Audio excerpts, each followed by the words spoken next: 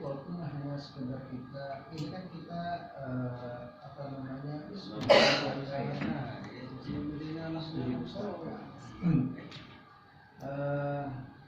sumber-sumber yang kita jadikan sumber data kita adalah dalam bentuk makalah-makalah atau dari sekian banyak buku itu kira-kira kita menempati diri di mana? Nah itulah tempat jadi penting.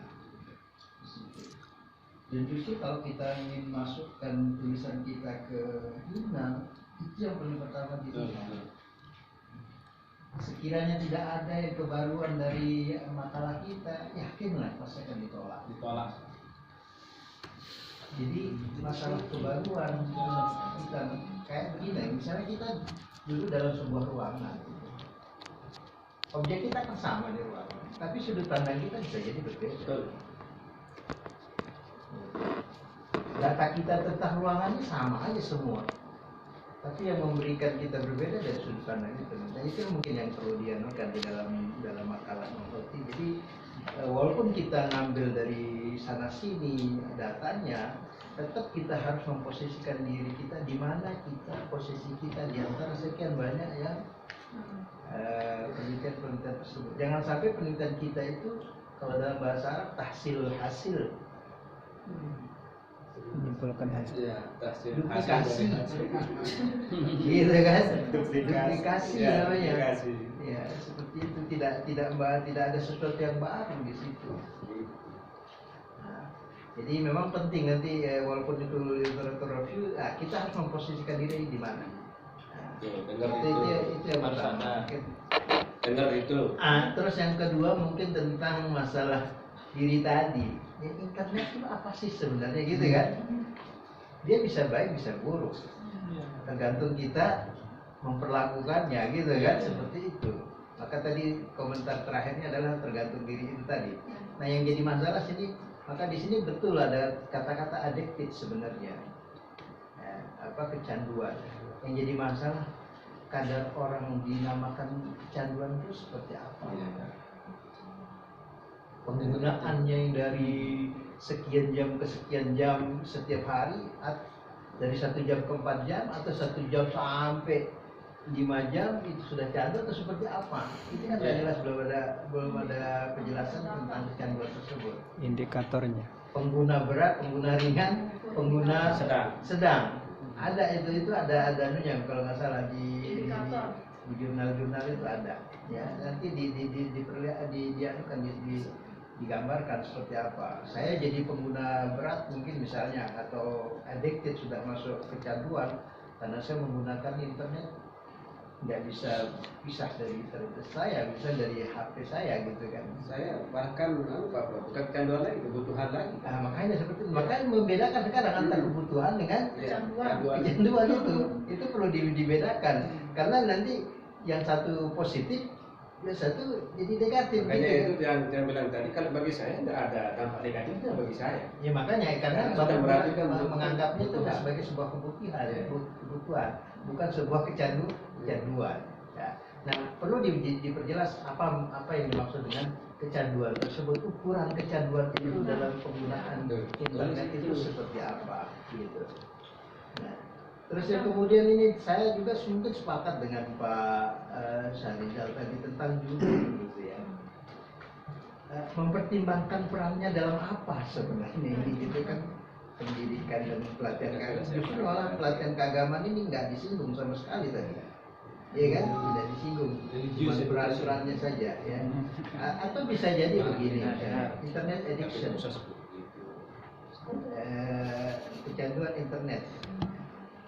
Mempertimbangkan peran pendidikan dalam apa seperti itu ya, diteruskan atau buat aja mempertimbangkan peran pendidikan dalam menanggulangi kecanduan internet misalnya seperti itu. Menanggulangi dampak negatif bisa terserah lah. Nah nanti contohnya mungkin penyebab dan fungsi itu mungkin bagian dari pembahasan yang akan dibahas. Silakan, nggak apa-apa. Rumusan masalahnya misalnya nggak apa-apa, jadi apa penyebab dan dampak. Nah, itu. ada penyebab dan dampak, tentunya ada solusi gitu ya. Di sini ada judul tentang solusi, tapi tidak ada cerita tentang solusi itu. Ya, di yang kedua itu pencegahan dan solusi. Solusinya seperti apa? Ya, misalnya pencegahan dan solusi, misalnya satu, optimalisasi peran pendidikan, misalnya seperti itu. Masuk nanti ke apa? Misalnya lagi, atau yang kedua misalnya dengan parenting Islam, metode parenting Islam, implementasinya misalnya seperti itu bagian dari solusi kan nanti kan, pencegahan solusi. Terus yang ketiga nih nanti jadi bagian dari layanan, dan penomoran juga perlu dilihat itu. Ya, saya nggak tahu ini nomor A terus ke satu kemana larinya ini ya, cek nanti itu penomorannya ya. Halamannya Pak? Enggak, subbab itu, subjudul, subbahasan itu. A, penyebab dan dampak. Ini memang satu penyebab, yang kedua B, dampak, oke. B2, dampak. Ini nanti langsung dua. Dua itu apakah bagian dari penyebab dan dampak atau bagian dari pembahasan itu? A, penyebab dan dampak. B, pencegahan dan solusi, misalnya seperti itu. Ya, nanti penomorannya. Nah, sehingga nanti setelah ada pembahasan seperti Pak Rijal bilang, saya tadi bilang, kesimpulannya pun jelas karena itu berdasarkan dari apa yang ingin dicari. Rumusan masalahnya lah, rumusan masalah silakan bisa pakai pernyataan, bisa pakai pertanyaan kan, boleh saja seperti itu. Ya. Jadi jelas nanti akhirnya. Tapi penekanan saya tadi jadi lebih kepada novelty-nya memang harus dimunculkan di situ. Yang kedua adalah addiction-nya itu, apa itu yang dimaksud addiction, terus apa ukuran orang kecanduan itu seperti apa? Ya. Saya kira itu. Nah, dan ini konsistensi juga penggunaan HP atau penggunaan internet nanti itu jadi masalah juga. Kadang pakai HP, kadang pakai internet, kadang game online. Yang dibahas HP atau internet. Ya, Pak. Itu harus konsisten. Apakah yang dimaksud penggunaan HP-nya atau penggunaan internetnya? Spesifik. Jadi beda-beda, nanti kalau HP kan tidak mesti main internet. Iya. Gitu. Internet pun tidak pasti harus pakai HP, bisa jadi pakai laptop. Gadget. Di sini nanti kecanduan game online lagi, ya kan beda-beda lagi. Tidak konsisten. Oke. Konsistensi lah. Boleh penter. Jadi saya kira cukup paham. Game online. Bismillahirrahmanirrahim. Alhamdulillah banyak juga ternyata pembahasan subtema yang terakhir ya, tema paling akhir meskipun bukan diskusi yang terakhir atau bukan diskusi pertemuan terakhir ya, karena masih ada dua yang lain yang masih kita tunggu kapan nanti. Nah, memang tema siberpsikologi itu terinspirasi oleh sekarang kan trennya kan tentang dunia cyber ya, dunia cyber. Siberpsikologi dimaksudkan sebagai ya memang membicarakan tentang psikologi di era cyber itu luas dimensinya dan mau tidak mau berdampak dari dunia pendidikan juga gitu. Maka kita beri tema seperti itu, siberpsikologi and religious education. Dan bagaimana kira-kira posisi pendidikan agama, posisi peran penting, kiprah yang perlu dikembangkan dalam dunia akademik maupun dunia sosial seperti apa. Tapi tema siberpsikologi itu memang cakupannya luas ya, luas. Karena itu ketika Wina konsultasi ke saya ya coba spesifikasikan diusulkan supaya tidak terlalu luas dalam pembahasannya. Karena mau mengambil misalnya siber pornografi itu juga sudah menjadi bagian yang tersendiri. Kemudian siber bullying itu juga sudah menjadi menjadi bagian tema tersendiri. Sebetulnya ada juga yang menarik cybersufism. Ini sebetulnya sudah satu tren baru itu. Saya kemarin belum berpikir ada juga seperti itu. Justru sekarang tuh dalam kajian tasawuf itu cybersufism. Bagaimana orang bertasawuf melalui cyber.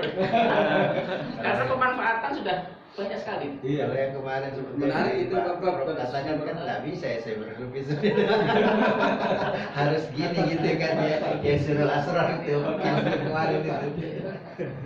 Otoritatif. Setidaknya ada tren ke arah itu. Ternyata ke arah itu. Meskipun ya bisa diperdebatkan dulu soal otoritasnya, soal seperti apa gitu. Tapi gejala seperti itu sudah mulai nampak. Paling tidak mempermudah orang untuk belajar tasawuf kan gitu. Gaya baru beragama. Tren baru. Meskipun tentu lebih afsah, lebih abdulnya ya nanti ya setelah cybersufism baru Cyber offline. Cyber offline. baru direct gitu kan, baru direct sufism gitu, baru lebih mengembangkan di situ. Nah istilahnya ini sebetulnya itu ada sebutan disorder. Kalau dalam artikel yang lain itu kadang-kadang itu disebut sebagai internet addiction disorder. Gitu. Jadi gangguan kecanduan internet. Nah, aspek gangguannya itu yang menjadi kajian di dalam psikologi itu. Cuma tadi yang menarik adalah penyebab tadi itu loh, kecemasan. Sementara akibatnya kecemasan juga itu. Sebab memang banyak beberapa kajian memang setelah orang cemas dia lari pada kecanduan memang. Jadi mana yang X mana yang Y-nya ini? Variabel dependen dan independennya kok jadi sama gitu. Nah, tapi sebetulnya kecanduannya itu sendiri disebabkan oleh perubahan dari otak. Kalau kita lihat dari alurnya ya. Jadi mengapa orang kecanduan itu ada perubahan dari otak, gitu. Baik itu otak dikasih makanan fisik, misalnya obat atau apa, itu kan bisa menyebabkan kecanduan seperti narkoba. Tapi otak aktivitas tertentu yang dibaca oleh otak, membaca tertentu, aktivitas tertentu yang mengenakan, itu juga bisa membuat otak ada pergeseran, gitu. Jadi penyebabnya itu ada perubahan dari otak, sehingga otak menjadi itu tadi, menjadi terkena addiction, gitu. Nah, cuma masalahnya adalah mengapa otak berubah kan gitu, mengapa ada perubahan otak seperti itu. Makanya di beberapa tulisan lain itu ada penyebabnya itu ya mungkin relevan juga dengan pengalaman sehari-hari ya. Penyebabnya itu ya terlalu banyak waktu luang, gitu kan. Coba kalau kita pas nganggur itu, apa kita gawe masih buka. Kalau luang loh, apa kita? Kalau masih nganggur. Pas pulang ini Parok. Jadi tidak dapat parok. Pasti kalau kita nganggur pasti gitu aja kita. Benar. Gitu. Ada juga penyebabnya karena ya banyaknya gratis ya, banyak akses yang gratis itu kan bukan orang jadi, kalau ada pembatasan kan nggak mungkin orang jadi terbatasi juga adanya lemahnya kontrol seperti itu. Jadi sebetulnya ada beberapa aktivitas yang mendorong orang terlalu banyak memakan waktu penggunaan dunia, masuk di dunia cyber, lalu itu merubah intinya tata otaknya, sehingga mungkin dalam tertentu. Nah betul tadi Pak Haji Hafiz, berapa lama batasan orang sampai kepada kecanduan gitu. Tapi beberapa fakta, beberapa riset di Barat itu, televisi saja, kalau orang kita Indonesia itu rata-rata sudah dianggapnya sudah kecanduan, karena rata-rata sudah lebih dari 4 jam atau 5 jam rata-rata orang Indonesia televisi. Sebelum boomingnya internet itu sudah ada riset seperti itu. Tapi di Eropa mereka sudah ada kesadarannya tinggi, mulai membatasi televisi saja misalnya 3 jam per hari. Nah setelah ada booming internet, belum ada kajian terbaru lagi berapa tingkat keterpaparan masyarakat terhadap ketergantungan terhadap internet, berapa jam. Kalau kita jujur lah, kita sendirilah, kita berapa jam kita penggunaan HP, laptop, mungkin lebih dari Seharian. bisa lebih dari Lebih 5 dari- jam 10 jam. Lebih malah. Kayaknya sudah terpapar sebetulnya. Ada istilah pengguna Pengguna.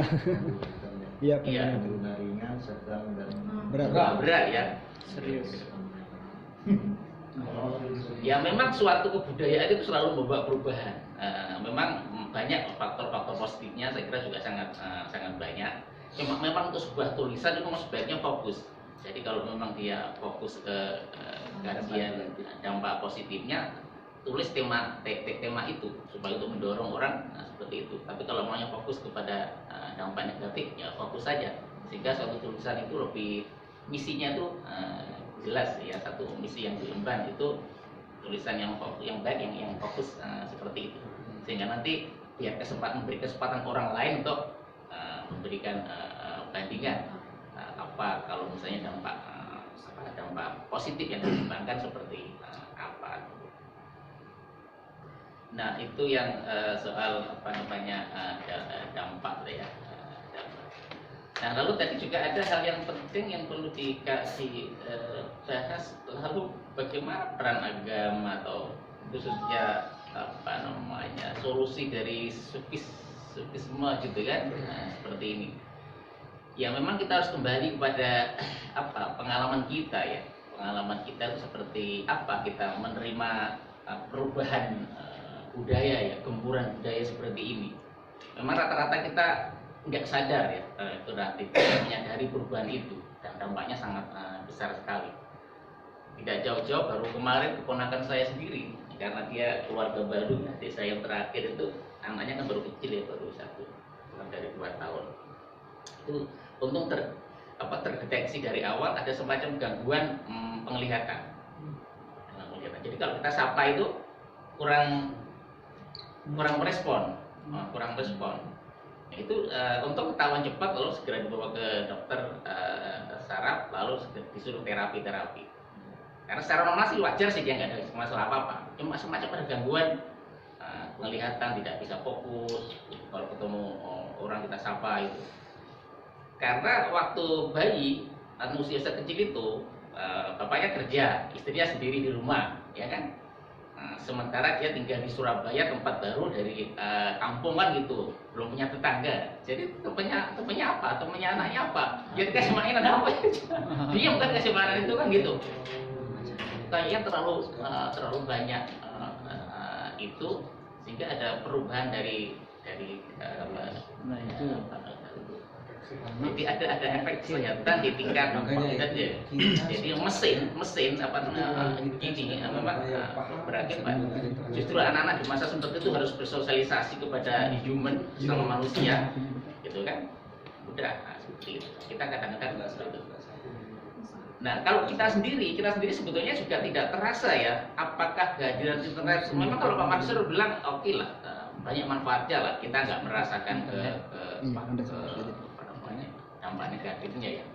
Tapi sebetulnya jujur atau tidak, apakah penggunaan internet oleh kita itu kita manfaatkan sebagai hal untuk yang agamawi, ukhrawi, atau senang-senang atau duniawi lah, katakan seperti itu. Gitu. Ini kan kalau kita lihat bangun tidur buka ini. Padahal kita sadar ya bahwa semua aktivitas itu harusnya kita mulai dengan ya kullu amrin la yubda'u bismillahi fahuwa akta sebetulnya. Tapi kita kan jarang buka internet sadar bismillah. Itu kan jarang sebetulnya kan. Karena gempuran budaya itu terlalu masif sehingga maka kata kuncinya sebenarnya kalau kita tanya solusinya, maka kata kunci kalau saya istilahkan itu sebagai suatu spiritualisasi. Jadi solusinya itu bagaimana kita bisa melakukan proses spiritualisasi terhadap perilaku kita sendiri. Spiritualisasi itu artinya kita